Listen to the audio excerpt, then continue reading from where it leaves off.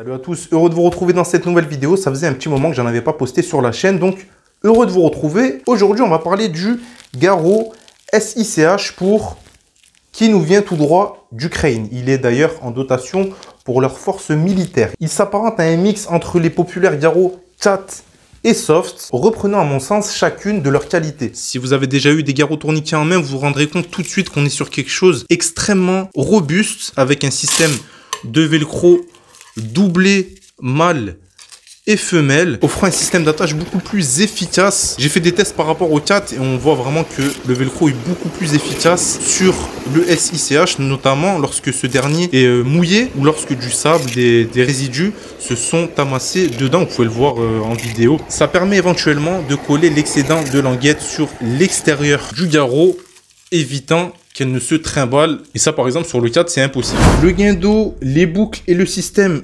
de sécurité sont tous en acier, offrant un système particulièrement robuste. Et c'est d'ailleurs sa force principale, puisqu'il reste efficace même avec des températures extrêmes ou en présence de substances corrosives telles que du diesel. Et je dis ça par rapport au test que la marque a réalisé elle-même. Sur l'extrémité de la boucle, on retrouve un système de marquage type jeu à gratter qui permettrait éventuellement de noter l'heure de pause en grattant. Alors on peut gratter avec plus ou moins ce qu'on veut. Alors comme vous pouvez le voir, c'est quelque chose qui est pas très efficace dans l'utilisation.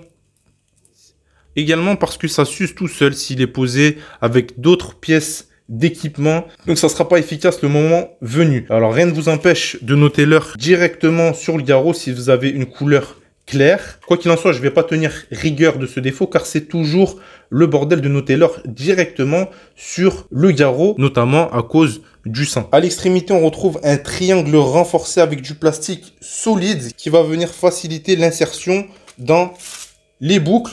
Chose utile lorsqu'on veut entourer le membre avec le Garo et non pas l'enfiler. Utile aussi si justement on veut gratter le timer même une fois le Garo posé. Cela dit, je suis pas très fan de cet embout triangulaire rigide car il peut blesser soit la victime, soit l'intervenant. Vous voyez, il suffit qu'on y aille à main nue, même si c'est pas conseillé, ben ça fait tout de suite très très mal. Ça peut venir éventuellement transpercer les chairs si on fait pas attention. Donc sur le coup, je conseille personnellement d'arrondir les bords pour éviter les bobos. Alors je rappelle les amis que l'utilisation d'un Garo n'est pas un acte anodin, donc il nécessite une formation et de préférence un entraînement régulier afin de pouvoir l'utiliser de manière efficace le moment venu. J'insiste sur le fait que la pose d'un Garo n'est pas un geste anodin, tout simplement parce que je vois beaucoup de personnes qui pensent que c'est un item tactical ou que c'est un item EDC comme les autres. Pas du tout. Encore une fois, c'est quelque chose qui nécessite une formation. Et si quelqu'un s'équipe d'un Garo et n'est pas formé, ou tout simplement n'est pas formé, bien entendu, il ne comprendra jamais l'intérêt réel d'un Garo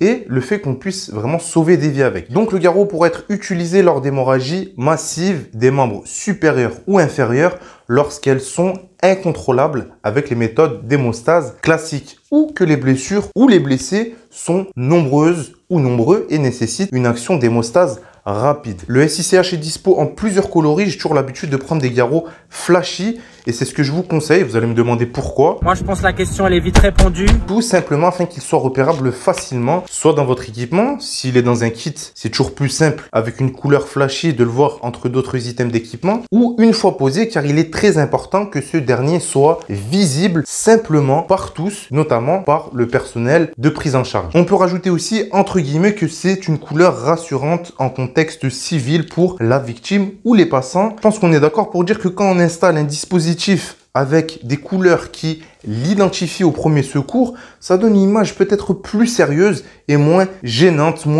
les gens vont peut-être moins se poser de questions sur ce type de dispositif et ça d'ailleurs ça vaut pour tout le reste de l'équipement de premier secours. Au niveau de la mise en place, on a un avantage sur le SICH, c'est que le pré-serrage peut se faire à la manière d'un soft ou d'un cat.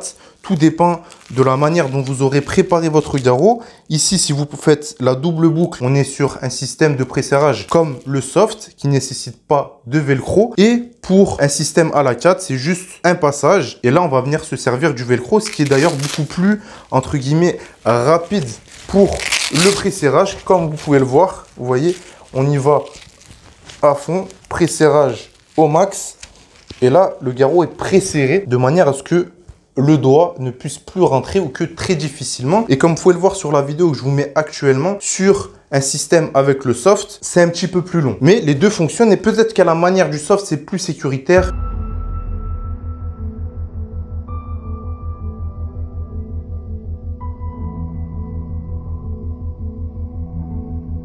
Donc, on vient effectuer le pré-serrage correctement. Ensuite, on va venir utiliser le guindeau jusqu'à l'arrêt du saignement.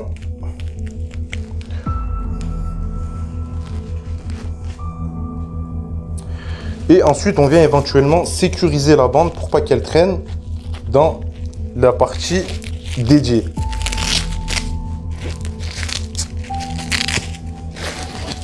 Alors, je ne m'attarde pas sur la fiabilité du garrot car des tests au Doppler ont été effectués en vidéo par la chaîne Polenar Tactical, lien dans la description. Et comme vous avez pu le voir, sur l'oxymètre de pouls, l'occlusion est propre et rapide, au même titre qu'un 4 ou qu'un soft. On est donc, à mon avis, sur une très bonne alternative, voire meilleure, au garrot tourniquet déjà présent sur le marché pour un prix de 25 €. Donc, pour tous ceux qui ne sont pas encore équipés d'un garrot fiable, c'est le moment, les amis. Comme je vous l'ai dit plus tôt, c'est quelque chose, à mon sens, de très important pour chaque citoyen d'être formé et de s'équiper d'un garrot, car ça va vous permettre éventuellement de sauver des vies. Je voulais également, dans cette vidéo, vous faire découvrir ce carnet coécrit par mon pote Eric Lagens. Je vous avais déjà parlé de son sage premier secours tactique sur la chaîne. Et si vous désirez avoir un petit support post-formation pour réviser les bases acquises, c'est à mon sens parfait. Alors on est d'accord, c'est pas fait pour apprendre à proprement parler, car c'est un mémento, hein, c'est marqué dessus, c'est un mémento